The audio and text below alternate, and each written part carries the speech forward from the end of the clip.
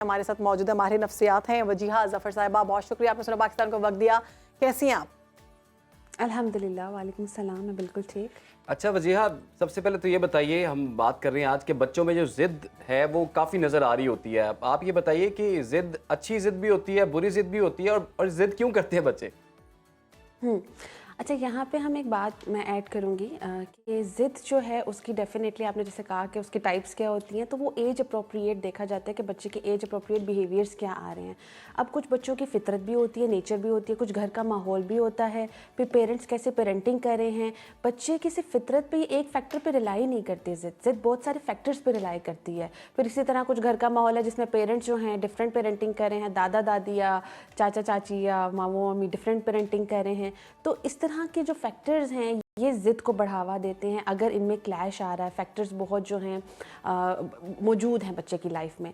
इसी तरह से बच्चा एज के साथ जब वो जिस बच्चे के अंदर जितना तजस्सुस आता है, बच्चा जितना इंटेलिजेंट होता है, जितना शार्प होता है, उसमें ज़िद भी उतनी आना शुरू होती है। जैसे आजकल के बच्चों में हम सुनते हैं कि बहुत ज़्यादा ज़िद है, उसकी वजह भी ये है कि आजकल का बच्चा बहुत समझदार है। आजकल के बच्चे को चीज़ों की समझ बहुत जल्दी आ जाती है, बोलना जल्दी शुरू कर देता है, समझना जल्दी शुरू कर देता है, माइलस्टोन्स बहुत जल्दी अचीव हो रहे हैं। इसलिए फिर जो पॉजिटिव है तो उनके साथ नेगेटिविटी भी आती है, जिसमें बच्चे की बेजा ज़िद, बेजा मुदाखलत हर चीज़ में करना, रोना और चिड़चिड़ापन जो है वो देखा गया है। अब इसमें मैं एक चीज़ ऐड करूँगी कि ज़िद्दी होना या ना होना, उसको बुरा या अच्छे से तस्वुर करने की बजाय उसकी हैंडलिंग इंपॉर्टेंट है कि उसकी उस ज़िद को अच्छा या बुरा आप कैसे हैंडल करें, ये बहुत मैटर करता है।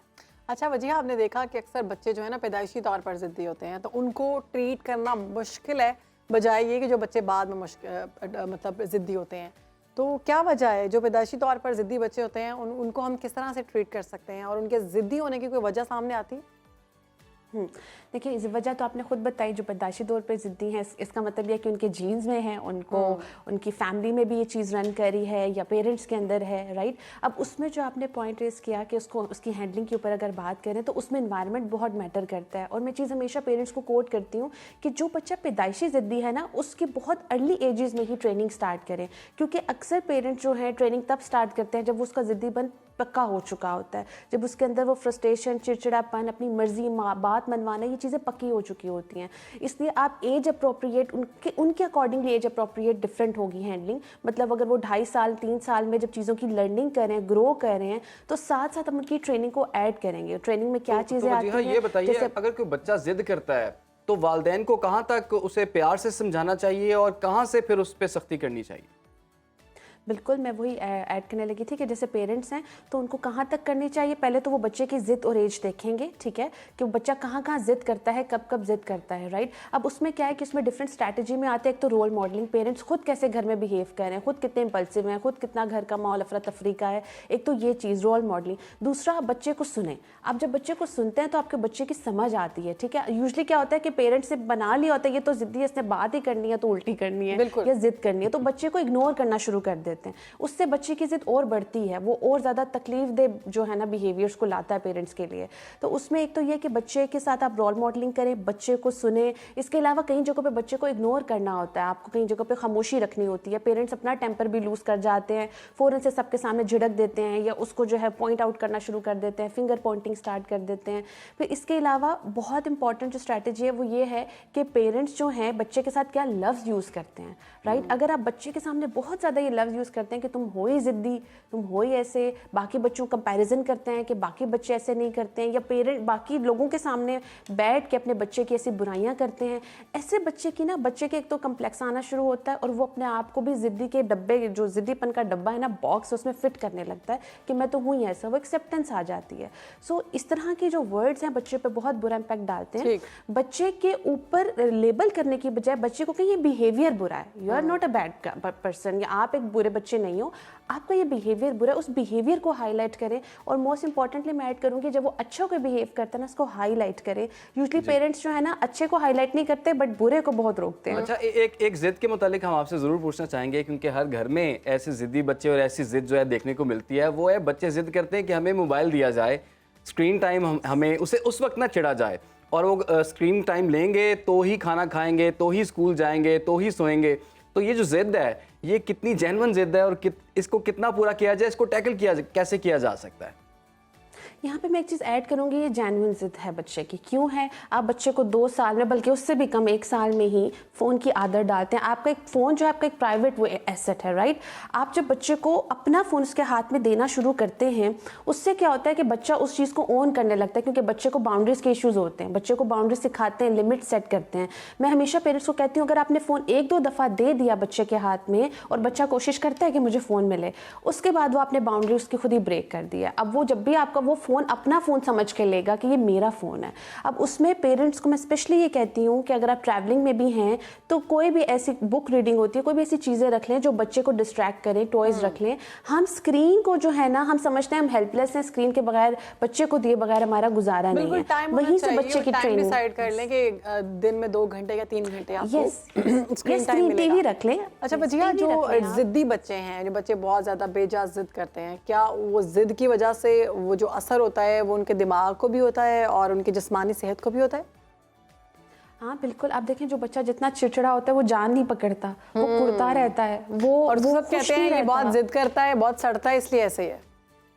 एग्जैक्टली जब बच्चे बहुत जिद करना शुरू होते हैं ना, तो उनके अंदर ऐसे स्ट्रेस हार्मोन्स रिलीज होते हैं, जिससे उनके अंदर बड़ी बेचैनी, फ्रस्ट्रेशन और उकताहट सी रहती है। वो चीज़ों को एंजॉय नहीं करते। अब बच्चे की उम्र ऐसी है कि वो उसको हर छोटी छोटी चीज़ में तजस्सुस होता है, लर्निंग करता है वो। लेकिन जब जिद्दीपन आता है ना, तो उसी लर्निंग के अंदर उसका हर चीज़ के अंदर जिद आना शुरू हो जाती है। अब देखिए, इसीलिए हम देखते हैं मॉल्स में, डिफरेंट जगहों पर बच्चे फर्श पर लेटे इतना रो रहे हैं कि वो आसपास के भी लोग जो हैं उस चीज़ से मुतासिर हो रहे हैं। वो क्यों हो रहा है? क्योंकि जो वो बच्चा है वो माइंडफुल नहीं रहता, उसको बस अपनी जिद ही नजर आ रही होती है, उसको इर्द गिर्द चीजें नहीं फील हो रही होती, पेरेंट्स जो हैं वो नहीं नजर आ रहे होते, उसको लगता है बस मैं रोऊंगा और मेरी जिद पूरी हो जाएगी। और पेरेंट्स भी जब वो रोता है तो जिद पूरी करते हैं। अच्छा, तो जिद्दी बच्चों की इस्लाह के लिए 5 ऐसे कोई बेहतरीन तरीके, ऐसे बिहेवियर्स जो पेरेंट्स को करने चाहिए? जैसे मैंने शुरू में मेंशन किया कि बिहेवियर में सबसे इंपॉर्टेंट ये है कि आप पहले उस ज़िद्दी बच्चे के बिहेवियर को देखें, वो आ क्यों रहा है। नंबर 2, आप ये देखें कोई आपने तो ऐसी चीज़ नहीं की जिसकी वजह, आपने कोई ऐसे डोंट्स वाली चीज़ तो नहीं फॉलो किए कि आपने स्क्रीन दे दी या आपने हर उसकी बेजा ख्वाहिश पूरी करना शुरू कर दी। नंबर 3, आप घर के अंदर ही खुद कितना गुस्सा शो करते हैं, खुद कितना चिड़चिड़ापन शो करते हैं, एक तो ये आपने देखना है। नंबर 4, आप बच्चे को बचपन से ही गुड बिहेवियर दिखाना शुरू करते हैं। जैसे बच्चे को प्लांटिंग सिखाते हैं, बुक रीडिंग की हैबिट डालते हैं, इंडिपेंडेंट करना इज़ वेरी इंपॉर्टेंट, बच्चे की हैबिट्स और एक्टिविटीज़ को प्लान करना is very important. And number 5 है मोस्ट इंपॉर्टेंटली, आप बच्चे के साथ कम्युनिकेशन रखें, चाहे वो छोटा ही हो, उसकी एज के अप्रोप्रिएट कम्युनिकेशन उसके साथ ज़रूर रखें, बच्चा कनेक्ट करना सीखता है। अच्छा ये बताइए, ये कुछ एज ब्रैकेट भी थोड़ी सी हमें बता दें कि किस एज में जो ज़िद है इसको हम सीरियस लें, क्योंकि बहुत छोटे बच्चे भी ज़िद करते हैं कि हमें ये चीज़ देंगे, ये टॉय देंगे तो हम चुप होंगे। कुछ बड़े हो जाते हैं बच्चे, वो स्कूल गोइंग होते हैं, समझदार होते हैं, वो बड़ी चीज़ मांगते हैं कि यार ये बहुत एक्सपेंसिव चीज़ हमें चाहिए, ये देंगे तो फिर मैं पेपर देने जाऊंगा या कुछ भी। इमरान जैसे बच्चे भी होते हैं, वो मासूम होते हैं।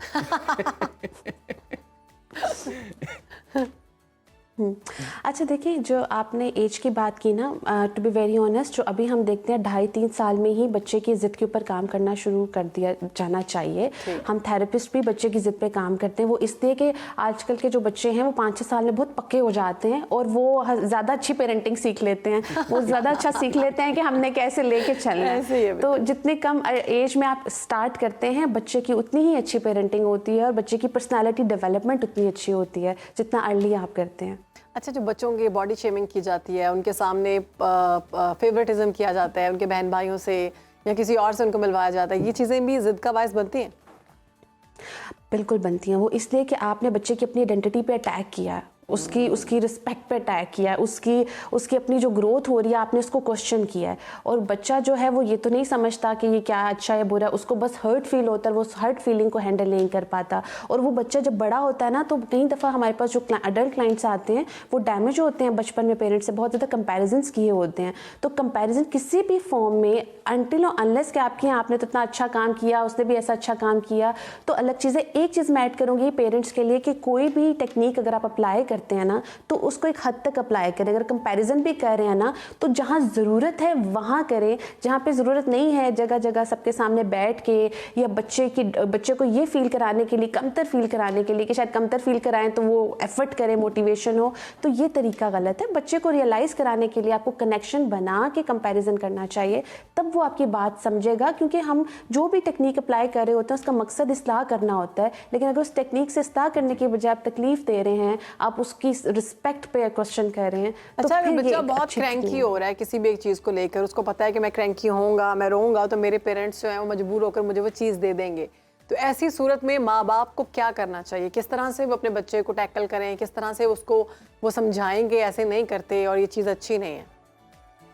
इसमें बेस्ट स्ट्रैटेजी होती है जो हम क्लिनिक में भी अप्लाई करते हैं और पेरेंट्स को भी मैं गाइड करती हूँ कि आप बहुत कम एज में ना बच्चे को ऑप्शंस दें, ठीक है, कि आप ये जो आपको फीलिंग आ रही है, आप हर्ट हो रही है, उसको आप इस तरह भी कम्युनिकेट कर सकते हैं, या आप ऐसे करोगे तो फिर मैं आपकी बात सुनूंगी, अगर आप ऐसे लेटोगे तो मैं आपकी बात नहीं सुनूंगी। और एक और चीज़, जितना ज़्यादा आप उसके लेटने पे फ्रस्ट्रेट होकर वो चीज़ देंगे, या एक पार्टनर दूसरे को कहेगा यार दे दो, क्या माहौल ख़राब हो रहा है, बच्चे की वो चीज़ पक्की होगी। ये तो होता बच्चे है की वो कि चीज़ वो बहुत बच्चा पक्की रो होगी। रहा है, अब उसको पकड़ा दो, माहौल ना खराब करो। यस बिल्कुल, यस मदर्स पे ये बहुत ज़्यादा आ रहा होता है कि क्या घर का माहौल ख़राब किया हुआ है, ये बच्चे को जो है रुला रही हो, उसको ये चीज़ दे दो, उससे बच्चे की ना नफ्सियात और ख़राब होती है। तो एक पेरेंटिंग स्टाइल रखें, यूजली जो एक कर रहा है स्टाइल, पेरेंट्स बाकी जो घर के मेंबर हैं पेरेंट्स की उस चीज़ पे मुत्तफिक हों, और उसके अंदर आप बच्चे की बाउंड्री सेट करें। जितनी अच्छी आप बाउंड्री सेट करते हैं ना, बच्चा फिर सीखता है उसमें, लेकिन जब बाउंड्री सेट नहीं होती तो बच्चा फिर डिसरिस्पेक्ट होता है। ठीक है, बहुत बहुत disrespectful शुक्रिया आपका। वजीहा ज़फ़र हमारे साथ मौजूद थी और बता रही थी कि जिद का क्या इलाज है और जो बच्चे ज़िद्दी हो जाते हैं उनको क्या नुकसान तो हैं, बड़े होकर भी जिद्दी होते हैं। और जो बड़े ज़िद्दी हो जाते हैं उनका क्या करने के, तो इनसे पूछा ही नहीं हमने। बहरहाल